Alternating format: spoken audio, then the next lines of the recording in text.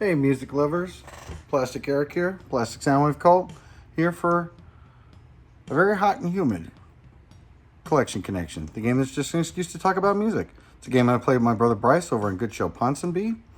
I get a record from my collection, or a tape, or a CD, and talk about it. And then my brother comes along and finds a connection to that and finds an album in his collection that connects to the album I talked about. And then on Thursday, he does a video about that.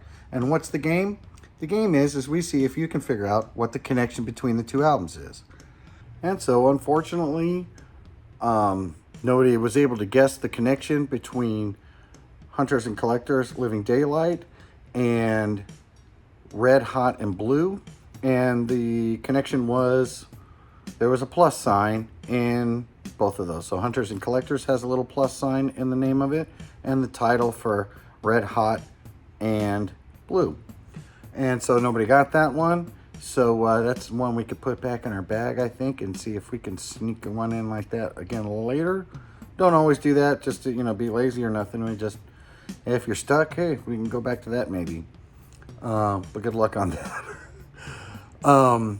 And so the last album that Bryce talked about was Red, Hot, and Blue. This was an album of all Cole Porter covers that were done by anywhere from Jody Watley, Aztec Camera, U2, David Byrne is on there. A lot of big names in the 90s from the 80s.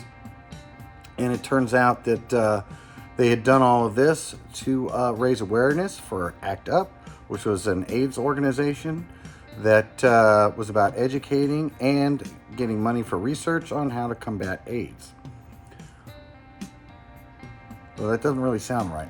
They weren't combating AIDS in the sense of like people with AIDS. They were how to fight AIDS and how to inform people on AIDS, not how to inform people how to get rid of AIDS.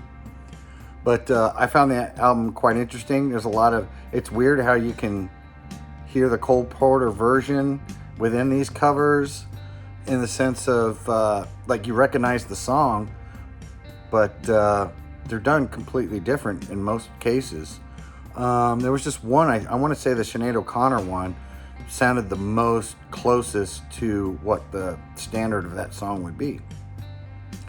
And so I found it fairly enjoyable. Overall, it was real nice. I don't think I'll be running out to find it anytime soon. Interesting thing was, I guess they put out a version of it in 2009 where it came with a DVD for a lot of those songs. They ended up making videos for them. And even though it wasn't for all of them, I don't think really any of those songs made it as singles in the US at all. Maybe just like appeared in a movie or something like that. But overall, didn't do that great, I guess, in America. It seems like it did better over in England. But it comes down to, what did I connect to Red, Hot, and Blue?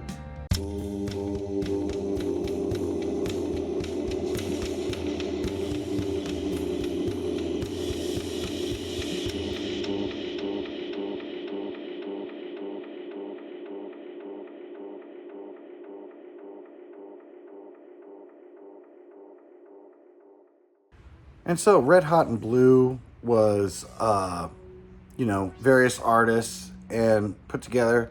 So there was a few things going on there. But one of the things that I picked up right away on, even though it seemed like on Discogs, only one aspect of this person was involved in it, but it was over multiple people that were involved in it.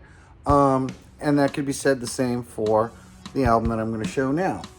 And that is Big Country, Wonderland.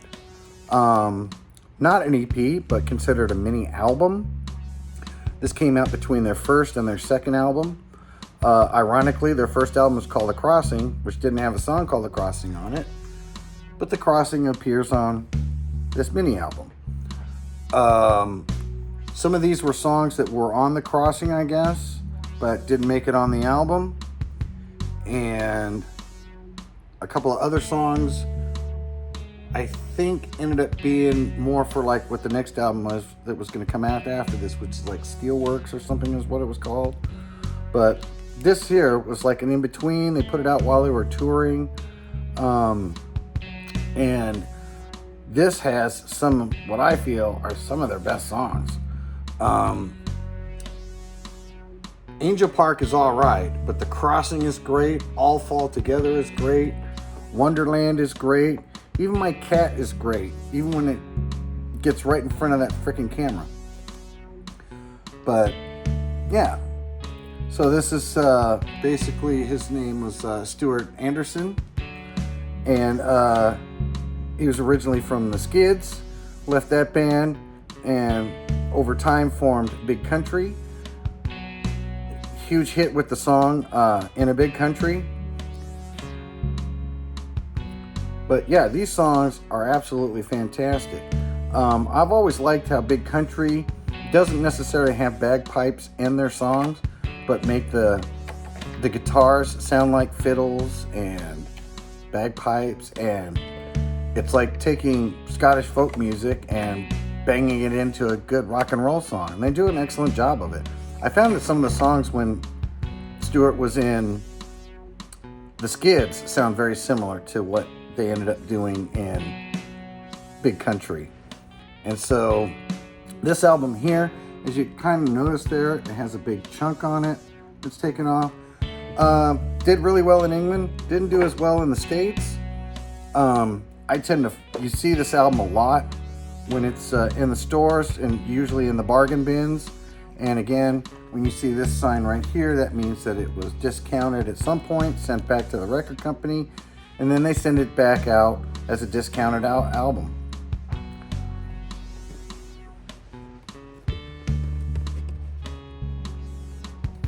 So I got this album thanks to a wonderful friend of mine, Tom, on our last trip that we did out to Albuquerque, or I went out to Albuquerque, went out there with him, go see his family again. I hadn't seen him in probably a good 30 years.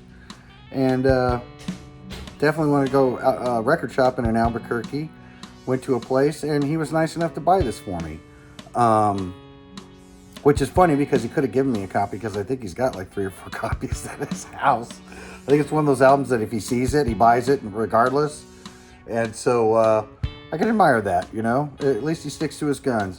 It's not like people don't have like 50,000 copies of Beatles Revolver or anything like that. So, with that, I see I'm reaching the end of my time here. So, can you figure out